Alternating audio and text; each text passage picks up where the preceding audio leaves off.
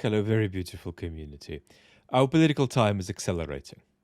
And that means that what happens over the course of a year and a half in our time is going to be the sort of thing that we might have seen happen over 5 or 10 years, a couple of decades ago. So not only has political time accelerated, it will keep accelerating. And that's why we've used all of these analogies about the boat coming out of the bay and going into open ocean, a metaphor for the destabilization and crisis in our democracies, which must not be equated with collapse, because democracies have enormous and surprising resources for resilience. I mean, just as an aside, a lot of people are freaking out about how fast institutions are folding before Trump and how fast individuals are folding before Trump, because there is so much preemptive compliance to save one's neck. I mean, it's shocking how heavily neoliberal societies, where citizens largely think of themselves as consumers or excluded wannabe consumers, how easy it is to just run people over and with little resistance in societies like that. And also in societies that are radically individualistic, by the way, as ours are, and getting more, not less, individualistic, in a good way and in a bad way, right? The bad way means we collapse into forms of fetishistic individualism that disable us from very seriously thinking about the public good, very seriously thinking about solidarity together. But anyway, back to our point. People are talking about how fast Trump is smashing democracy institutionally and at the interpersonal level. But actually, I don't recognize that that's the correct interpretation. Trump's still meeting a lot of resistance and is going to meet a lot of resistance for quite some time, to the point that he is himself unlikely to break US democracy. So it only looks like it's bad and all the dominoes are collapsing because you are used to it being 1998 or 2004. This is not the time that we're living in. So something that's quite bad by the standards of our recent historical memory is suddenly going to look catastrophic to us.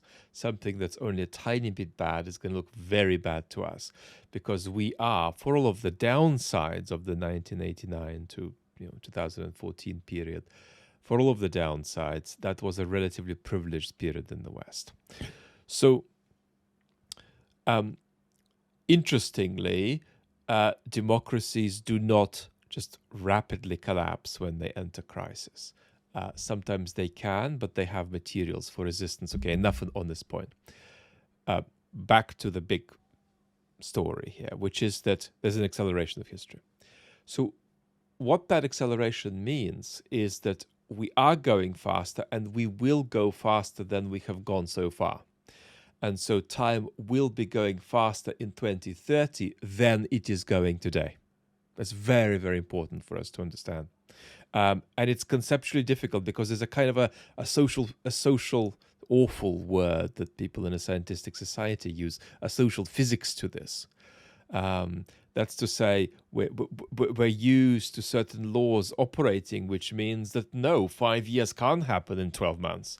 But well, now they can. But we just physiologically can't accept it. And that's why, again, we use these analogies of coming out of the bay to attune us almost at a physiological level to things happening that we do not expect, that we do not consider to be normal. But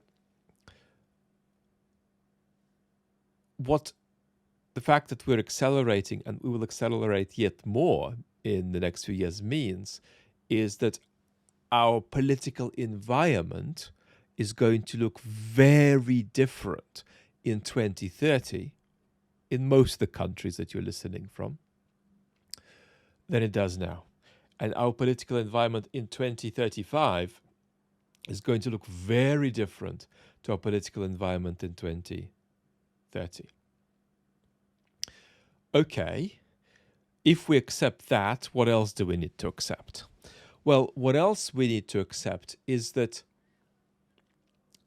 there is no smooth way to back out of the problem we have headed into as a result of various social forces, economic exclusion, untethering of social bonds in our societies, the state of the media, ideologies of a very, very atomistic kind about individual self-realization that are incompatible with solidarity.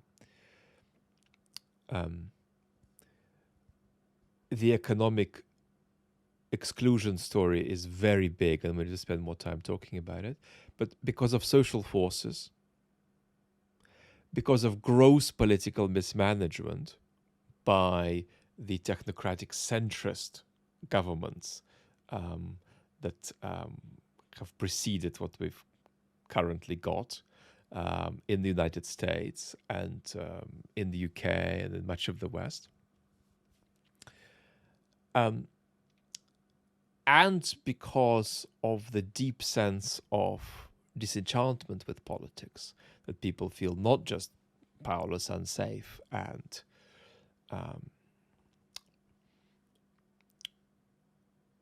betrayed, they also feel that politics is unintelligible. So there's a very deep sense of disenchantment. Because of all of this, our political systems are going to accelerate yet more to the worse next time they encounter a minor crisis. So think of any minor economic crisis you like and understand that it's going to act as an accelerator of the political change we're seeing. That's to say that the next time our societies reach a significant inflection point, things are going to get worse at an accelerated pace without any capacity that, for us to do anything about it. The only way we could do something about it is if we had a non-populist, a non-authoritarian, non-exclusionary, pro-institutional government. Might be populist, might be not, to whatever extent. That we can leave that aside, actually, because there is good and bad populism.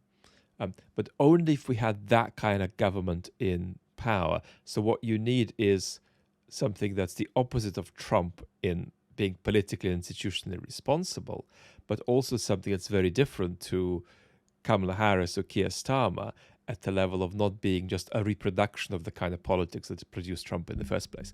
Unless you have that in power, and you have that with a high degree of trust, these are two conditions highly unlikely to be met in virtually any country in the West, the next inflection point will make things worse. By the way, that doesn't mean that these two conditions are not meetable. They are meetable. It just requires enormous political work, the right talent in the right place. So it's just very unlikely, but it's doable. A lot of things are doable. A lot of the problems we face are problems we can control to a significant extent, but can doesn't mean easily can. So next time a crisis hits, there's going to be an acceleration. And the acceleration will largely be facilitated by the fact that our citizenries will react to the crisis by electing yet more irresponsible people into political office, who will then themselves fail by doing things that palpably do not work and then be replaced by yet more irresponsible people. But if there's going to be a difference down the line in the 2030s here, it's not that we'll wake up and start electing responsible administrations. We'll actually react by electing ever more irresponsible administrations that nevertheless by the 2030s will be ones that are more disciplined and more hard-nosed and more systematic in the way they describe what they're going to do. So that's just a small taster of how to understand this pattern of acceleration, which is then connected with the related point of the unsurvivability of the status quo through mini crisis inflection points. We're going to talk about this much more. I think this deserves a main channel video. Hopefully we'll get there. If you haven't seen the latest main channel video, which is a take on Trump, Venezuela, and the non-reaction from Putin and the incapacity of the European response, that video has been buried in the algorithm because of health reasons, because I'm so rarely on the main channel. But if you haven't caught it yet, I'll just put it here and here. Probably talk to you the next day. So lots of love.